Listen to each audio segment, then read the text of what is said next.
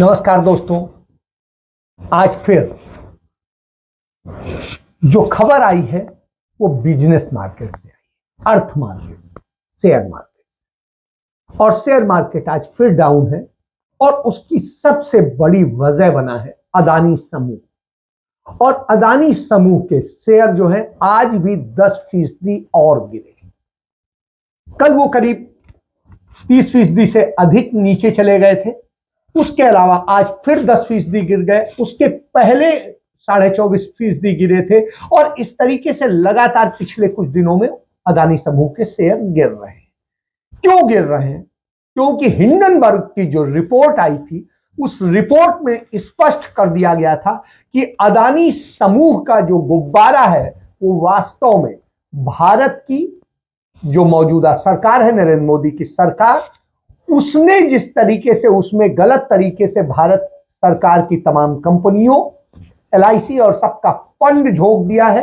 और जिस तरीके से भारत की बैंकों ने, सरकारी बैंकों ने उसमें अंधाधुंध रुपया दिया है, कर्ज दिया है और तमाम ठेके पट्टे दिलाने के लिए सरकारी तंत्र का इस्तेमाल किया गया है। और गलत तरीके से जिस तरीके से भारत सरकार ने, नरेंद्र मोदी सरकार ने उनको भारत की तमाम संपत्तियां सौंपी हैं और जितना कुछ उन्हें दिया है उसका वो 2% भी टैक्स नहीं देते। उनके तमाम टैक्सेस माफ कर दिए जाते हैं। टैक्स ही नहीं, उनके कर्ज भी माफ कर दिए जाते हैं। इस सब खुलासे के बाद में पूरे वर्ल्ड लेवल पे उस पर यह चला कि यह दुनिया के दूसरे नंबर के सबसे बड़े जो है धनपति बन रहे हैं।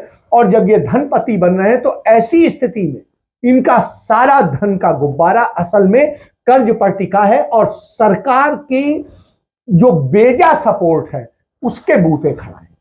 प्रतिस्पर्धा करके वो आते, एक उद्योग आगे बढ़ता तो उसमें कोई समस्या नहीं। लेकिन जब कोई उद्योग झूठ के बूते पे सरकार की मदद से, एक व्यक्ति की मदद से और एक व्यक्ति की जिद के कारण तमाम जगह ठेके दिलाने के लिए, आप इसका उदाहरण, अदानी को ऑस्ट्रेलिया में खदानों का ठेका दिलाना था तो हमारे प्रधानमंत्री नरेंद्र मोदी ने ऑस्ट्रेलिया की यात्रा की और उस यात्रा में अपने साथ में अदानी को भी ले गए।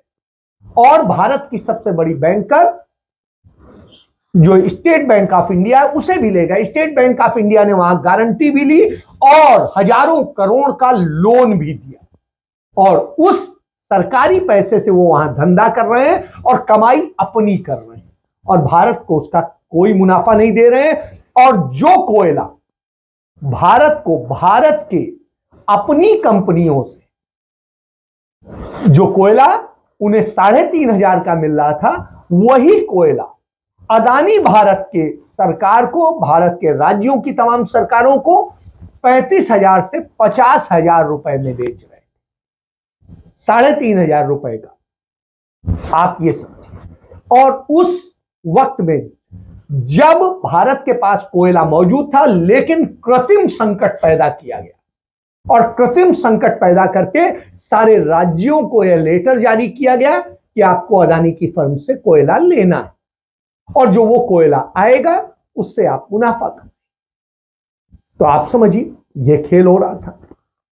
तो इस तरह इन सारी चीजों का जब खुलासा किया, हिंडनबर्ग ने एक और बड़ा खुलासा किया। अडानी की पहुंच सिर्फ सरकार तक नहीं है, भारत की सुरक्षा में भी सेंध है। जो भारत के राष्ट्रीय सुरक्षा सलाहकार हैं अजीत डोवाल, उनके बेटे जो धंधा कर रहे हैं दुबई में और UAE के जो वहां के राजा हैं, उनके बेटे के साथ में पार्टनरशिप में जो काम कर रहे हैं, उसमें ब्लैक मनी लगी हुई है। वो ब्लैक मनी अदानी और दूसरे लोगों ने जिस तरीके से करी है वो लगी हुई है और वो किस तरीके से इस्तेमाल होती है और उसे कैसे डाइवर्ट किया जाता है। इसके बाद एक और चीज सामने आती है। इसके अलावा उनका सुप्रीम कोर्ट में भी पूरा नेक्सस है और सुप्रीम कोर्ट में उनके नेक्सस के कारण ही उनके पक्ष में कैसे फैसले दिए जाते रहे, लंबे समय तक उनके पक्ष में फैसले दिए गए और वो फैसले भी चल जाए। आप उन सबको भी समझना होगा। तो आज हम शुरुआत कर रहे हैं इसी कि अदानी समूह का गुब्बारा फटा और फटने के बाद में तो सबसे पहले कि अदानी समूह का सुप्रीम कोर्ट में भी दखल है और सुप्रीम कोर्ट में किस तरीके से उन्होंने अपने पक्ष में तमाम फैसले करवाए, वो जिनमें फैसले ऐसे हो ही नहीं सकते थे, आउट ऑफ वे जाकर के फैसले किए गए और उसके एवज में उस जस्टिस को भी इनाम मिला और अदानी तो मालामाल हुए ही। इसका है ये जस्टिस थे, जस्टिस अरुण कुमार मिश्रा। ये जस्टिस अरुण कुमार मिश्रा ने हर जगह उनके केसेस को अपने उसमें लिया। जैसे अदानी पावर राजस्थान लिमिटेड का जो था उसके मामले को लेकर के यह मामला हो नहीं सकता था क्योंकि मामला इस तरह से खारिज हो चुका था। बावजूद इसके इसमें समीक्षा की वो भी नहीं दायर की गई थी, लेकिन उन्होंने जयपुर विद्युत वितरण निगम के खिलाफ जो जयपुर डिस्कॉम है उसके खिलाफ ये मुकदमा किया और इसको करके सूचीबद्ध किया गया। और सूचीबद्ध करने के बाद में जो उस समय डिस्कॉम की ओर से सीनियर एडवोकेट थे दुष्यंत दवे, वो मौजूद हुए और उन्होंने इस पर मुद्दा उठाया कि इस पर कैसे कुछ हो सकता है और पूछा कि इसकी लिस्टिंग भी कैसे हो सकती है, ये मुकदमा भी कैसे दायर कर सकती है अदानी पावर, क्योंकि याचिका दायर नहीं की जा सकती है क्योंकि उसके खिलाफ जो फैसला हुआ था उसमें उसने पहले कोई समीक्षा याचिका नहीं दाखिल करी और जब नहीं दाखिल करी तो यह कैसे हो सकती है उस पर सुनवाई कर, मगर कोई सुनवाई करे बगैर जस्टिस अरुण कुमार मिश्रा ने मनमानी फैसला दे दिया इसके पक्ष में, अदानी पावर के पक्ष में। तो इसी तरीके से उन्होंने एक नहीं तमाम सारे, और उसके बाद में उन्होंने एक फैसला सुना दिया, कहा कि जयपुर, जोधपुर, अजमेर, यहां की सारी बिजली उपभोक्ताओं का और सारा सब कुछ जो है वो करेंगे और 8,000 करोड़ रुपया जो है अदानी को देंगे और इसका बोझ कौन उठाएगा, ये 8,000 करोड़ रुपया जो दिया जाएगा ये जयपुर, जोधपुर और अजमेर के जो बिजली उपभोक्ता हैं उनकी जेब से निकाला जाएगा। मतलब जनता की जेब से पैसा निकाल के चूस कर इन अदानी को उन्होंने पैसा दिलाया। ये आप कभी जस्टिस हो सकता है? यह जस्टिस था। तो यह आप समझिए ये जस्टिस अरुण कुमार मिश्रा ने किया अदानी के पक्ष में। इसके बाद में उनका फैसला 3 शहरों की ऊर्जा वितरण कंपनियों को भी जो है दे दिया गया जबरन अदानी को। मतलब अदानी ने जो मांग रखी वही कर दिया। कानून में हुए फेरबदल को भी उन्होंने वो कहा और कहा कि ऐसे नहीं ऐसे होगा। तो आप समझिए इस तरह की स्थिति पैदा हुई। अपीलेंट ट्रिब्यूनल ने जो किया था उसको सबको उन्होंने पूरे खिलाफ चले गए और सारी चीजें, यह स्थितियां हैं। और ये ऐसा नहीं है कि ये पहला केस है, इस केस के पहले भी 6 मामले थे। अदानी गैस लिमिटेड बनाम यूनियन गवर्नमेंट था, इस केस में भी जो है अरुण मिश्रा ने, जस्टिस अरुण मिश्रा ने उन्हीं के पक्ष में किया। तो आप समझिए यह भी है। और इसमें जो चीज थी कि सरकार ने जो कॉन्ट्रैक्ट करते वक्त 2 करोड़ रुपए जो उनके जब्त किए थे कि इन्होंने पूरा नहीं किया सारी चीजें, उसमें राजस्थान सरकार पर यह किया कि ऑब्जेक्शन, नो ऑब्जेक्शन सर्टिफिकेट जो है वापस लेने का जो था उसे इनकार कर दिया और कहा कि नहीं ऐसे नहीं होगा। आप समझिए उसमें फेवर में दे दिया और उनको कर दिया कि नहीं साहब यही करेंगे। फिर इसके बाद में टाटा पावर लिमिटेड बनाम अदानी इलेक्ट्रिसिटी मुंबई लिमिटेड है, इसमें भी किस तरीके से उन्होंने पूरा जो काम टाटा कर रही थी उसको छीन करके और जो रिलायंस एनर्जी लिमिटेड थे और सारे थे उन सब चीजों को लेकर भी उन्होंने पूरा अदानी को फेवर किया। इसके अलावा भी है तो इसमें महाराष्ट्र इलेक्ट्रिक सिटी बोर्ड को भी तमाम सारे, मतलब आप कल्पना नहीं कर सकते हैं। तो ये जस्टिस अरुण कुमार मिश्रा इसमें भी है।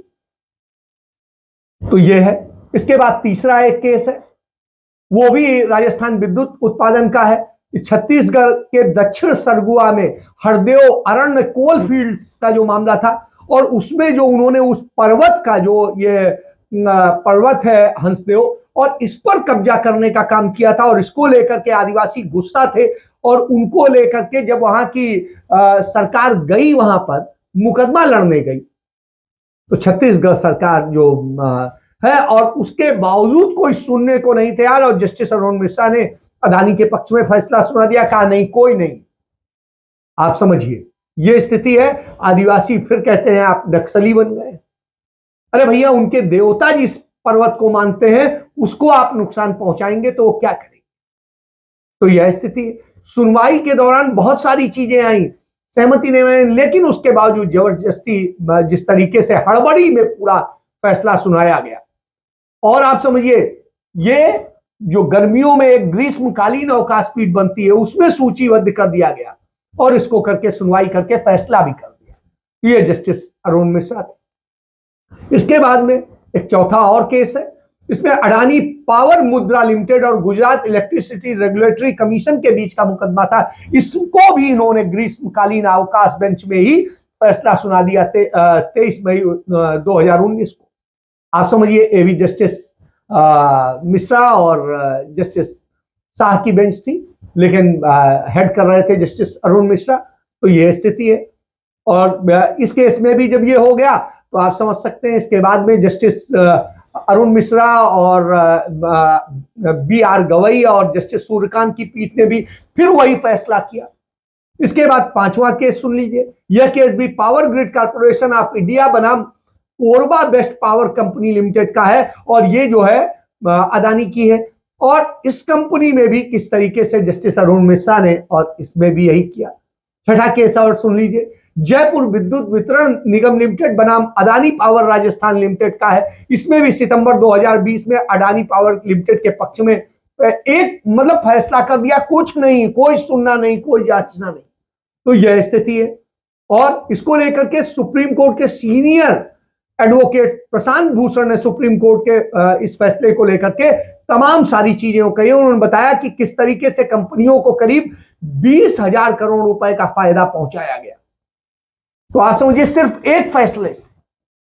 इसके बाद में लगातार इस तरीके से दुष्यंत दवे ने इसको लेकर तत्कालीन चीफ जस्टिस रंजन गोगोई को 11 पन्ने का पत्र लिखा, लेकिन सुनने वाला कौन था? क्योंकि गोगोई भी वहीं बिक गए थे और उन्हें राज्यसभा सदस्य बनना था। तो यह स्थिति है। और इसके बाद उन्होंने 2 मामलों का जिक्र किया था और उन्होंने जो किया था 2 मामलों का वो भी जान लीजिए। एक कोलेजियम लिमिटेड बनाम राजस्थान विद्युत उत्पादन का लिमिटेड का था और इसके अलावा ये एसएलपी थी। और इसके बाद में जो है दूसरा केस था जो जिसको अरुण मिश्रा ने मंजूर किया था, जबकि पहले खारिज हुआ था।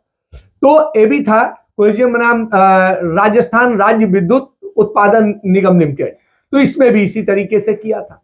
इस तरह से गुजरात के भी कई मामले आए और इस तरीके से उन्होंने तमाम बार ऐसा किया। तो आप समझ सकते हैं कि किस तरीके से बैठे हुए थे। और ये वही जस्टिस है जिन्होंने 2020 में पूरा जो पूरे विश्व स्तरीय कॉन्फ्रेंस हो रही थी, उस कॉन्फ्रेंस में मोदी को विश्व स्तरीय नेता और न जाने क्या क्या बताया था। आप इससे समझ सकते हैं, जिसकी आलोचना सभी जगह हुई थी कि आप समझिए कि आप एक किस तरह का जस्टिस है।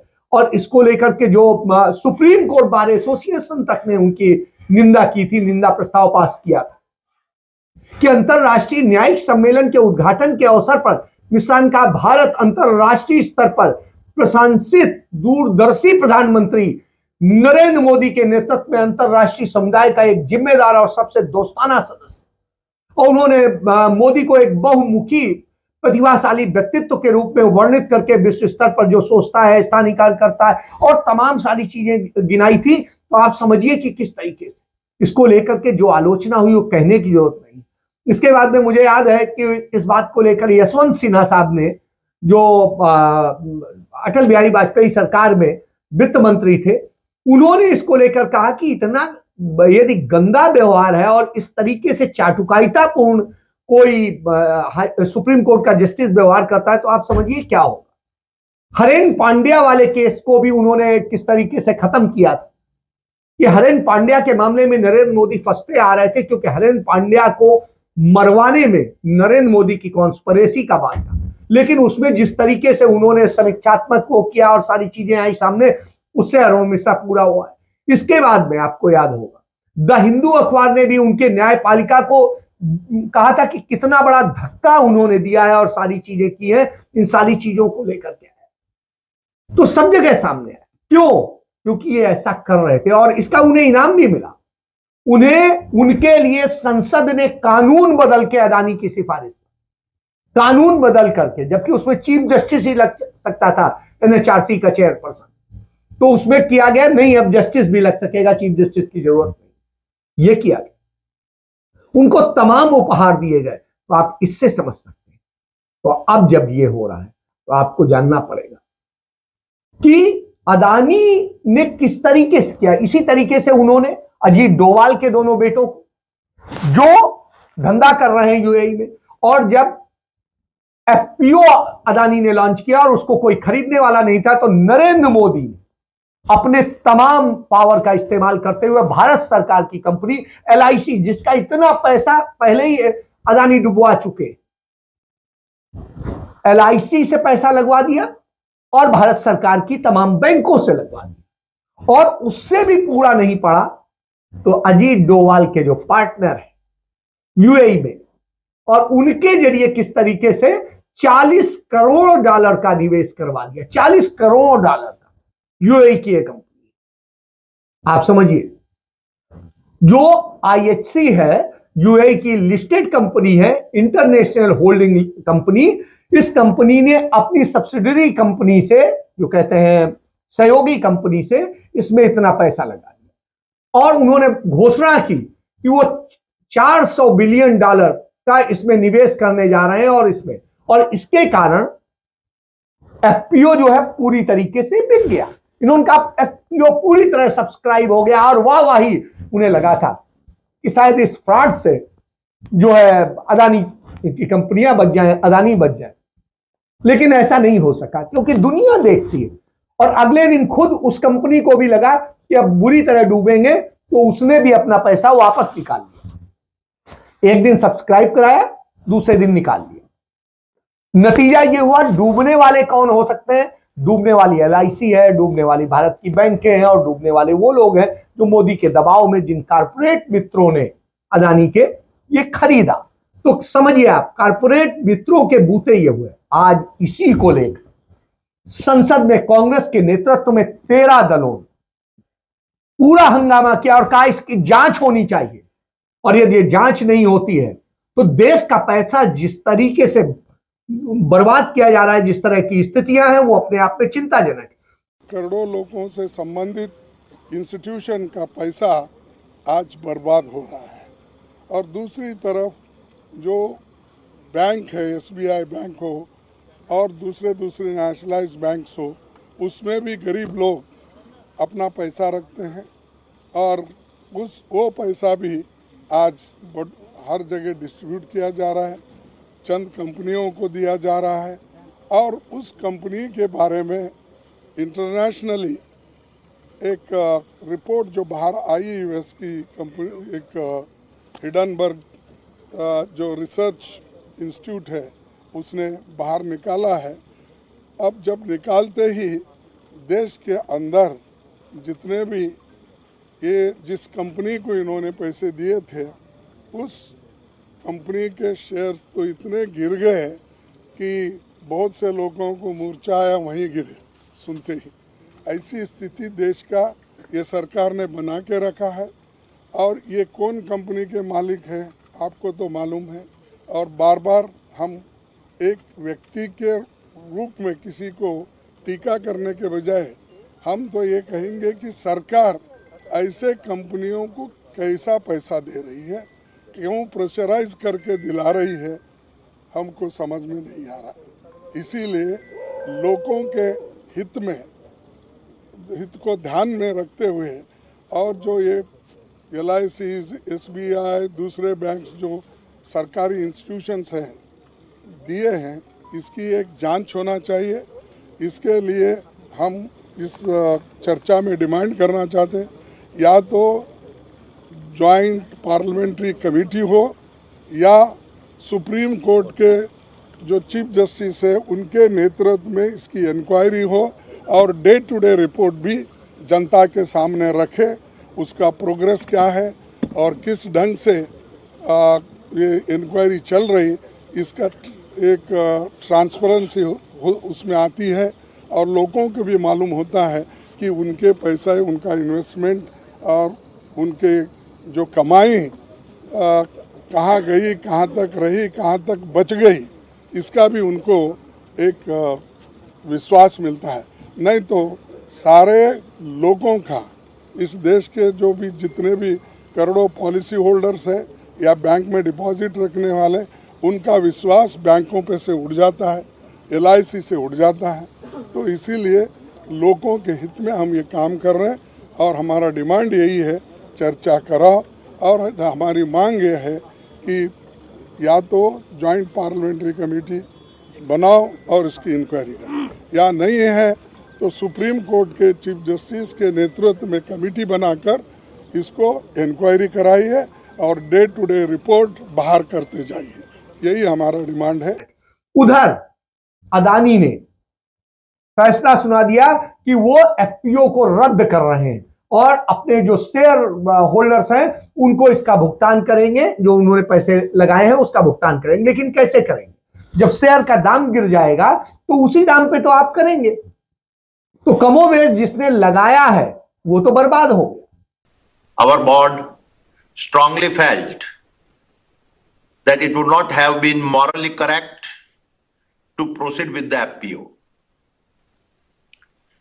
In my humble journey of over 4 decades as an entrepreneur, I have been blessed to receive overwhelming support from all stakeholders and particularly the investor community.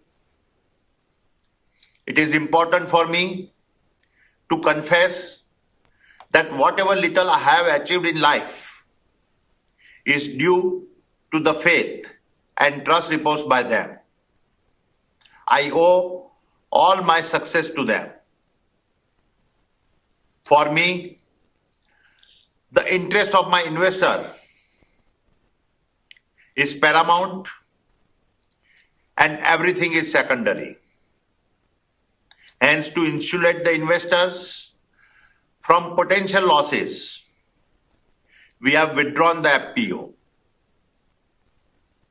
This decision will not have any impact on our existing operations as well as our future plans. We will continue to focus on timely executions and delivery of projects. तो आप इससे समझ सकते हैं कि किस तरह की स्थिति है। तो $40 करोड़ वो निकाल के बाहर हो गया, यहां वाले फंस गए और यहां का पैसा डूबेगा। अब किसका डूबेगा? LIC का डूबेगा, SBI का डूबेगा, दूसरी और बैंकों का डूबेगा, Canara bank, bank of Baroda, दूसरे और सारी बैंकों का। तो सरकारी बैंक के बर्बादी में जाएंगे, सरकार का पैसा, और सरकार का नहीं है, आपका जमा है, आपका पैसा है। आप देखिए, बुधवार को अडानी इंटरप्राइजेज का शेयर 26.70% गिरकर बंद हुआ था और आज वो फिर 10% गिर गया और ये लगातार गिर रहा है। उसके पहले 20% पे गिरा था, तो ये लगातार गिरता रहा है। दूसरी तरफ जो स्थिति हो रही है वो बर्बादी की हो रही है। 13 विपक्षी पार्टियों ने हिंडनबर्ग रिपोर्ट पर संसद में चर्चा कराने की मांग की, लेकिन सरकार चर्चा कराने को तैयार नहीं है। कांग्रेस के नेतृत्व में जब मल्लिकार्जुन खड़गे के कार्यालय में, जो नेता प्रतिपक्ष का कार्यालय है, वहां पर बैठक हुई। इसमें कांग्रेस, TMC, आम आदमी party, Samajwadi party, DMK, Janata Dal और लेफ्ट समेत 13 विपक्षी पार्टियों की मीटिंग हुई।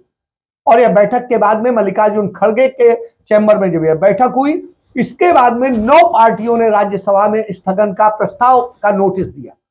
13 की हुई, 9 ने ही दिया। आप समझिए कहां से क्या क्या चीजें हो।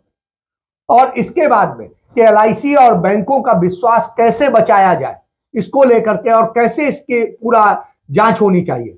उधर RBI ने तुरंत अपनी बैंकों से, सभी बैंकों से इस पे रिकॉर्ड मांगा है कि कब कब अदानी को कितना कितना लोन दिया है, कैसे दिया है, कितना अदा हुआ है, कितना नहीं हुआ है और कितना माफ किया जा चुका है। सारी चीजें डिटेल मांगी।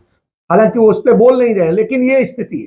तो आप ये समझ लीजिए, अदानी न सिर्फ देश को बर्बाद कर रहे हैं, बदनाम कर रहे हैं, देश की सरकार को बदनाम कर रहे हैं, बल्कि हमारा आपका पैसा भी बर्बाद होगा, जिससे हमारे आपके भविष्य बर्बाद होगा। तो जो भारत के लोग अपने भविष्य बचाने के लिए LIC में इन्वेस्ट करते हैं, वो बर्बादी में चला जाए, क्योंकि LIC अब तक 30,000 करोड़ रुपए से अधिक का नुकसान उठा चुकी है अदानी के कारण। आप इस सच को पहचान, जो हालत की है नरेंद्र मोदी की कृपा से और सुप्रीम कोर्ट से लेके जो राष्ट्रीय सुरक्षा प्रमुख है हमारे मुझे अजीत डोवाल, उनके तक किस तरीके से यह पूरा खेल चल रहा है, राष्ट्रीय और अंतरराष्ट्रीय। किस तरीके से प्रधानमंत्री नरेंद्र मोदी ने श्रीलंका के राष्ट्रपति को फोन करके कहा था कि नहीं, वहां का वो ठेका अदानी को दे दीजिए। ऑस्ट्रेलिया का मैं बता ही चुका हूं। इसके अलावा भी इजराइल में जाकर इजराइल का सबसे बड़ा पोर्ट भी अदानी को दिलवाया, वो भी नरेंद्र मोदी ने दिलवाया। तो इस तरह के खेल चल रहे हैं और अब उन्हीं सबसे बचाने की बात कही जा रही। लेकिन एक सीमा के बाद में हर कोई डरता है। अब दुनिया भर के तमाम देशों में जहां पर अदानी काम कर रहे थे वहां पर धीरे धीरे जांच होना शुरू हो गई, लेकिन भारत सरकार के अभी भी जू नहीं रेंग रही है। क्यों? क्योंकि भारत सरकार, जो मौजूदा भारत सरकार, मोदी सरकार का मतलब है अदानी सरकार, अदानी मतलब है मोदी सरकार। तो आप ये समझ लीजिए, यह सरकार है, यह सरकार बनाने के लिए, चुनाव लड़ाने के लिए और सारे प्रोपेगेंडा करने के लिए पैसा देते हैं। इसलिए मोदी सरकार इनके आगे चरणबद्ध है, शरणागत है। भंवरे ने खिलाया फूल, फूल को ले गया हिंडनबर्ग। 20 साल की मेहनत मोदी जी की, जब मुख्यमंत्री थे तब की मेहनत, जब प्रधानमंत्री बने तब की मेहनत, इतनी मेहनत करके मोदी जी ने एक गुब्बारा फुलाया, फुस हवा निकल गई। सारे नियम कायदे कानून ताक पर रख के एक आदमी को मोदी जी ने पाल पोस कर बड़ा किया। आज क्या हुआ? ये मोदी जी और अदानी जी के बीच का मामला होता तो हमारे को क्या आपत्ति थी? हम भी चुप रहते, आप भी चुप रहते। अब तो आप भी नहीं चुप रह सकते, हम भी नहीं चुप रह सकते, क्योंकि ये मामला अब एक एक भारतवासी के पसीने से कमाई धनराशि जो अब खतरे में पड़ गई है LIC के माध्यम से, यह मामला वहां तक जा पहुंचा है, हमारी आपकी जेब तक जा पहुंचा। और यही वजह है कि एक सच सामने नहीं आने देना चाहते हैं और जांच नहीं चाहते हैं, बहस नहीं। इस सच को जानिए, पहचानिए, नहीं तो आपका भविष्य, आपका देश, सब कुछ बर्बाद हो रहा है। इसके साथ मैं अपनी बात समाप्त करता हूं। जय हिंद, जय भारत, वंदे मातरम।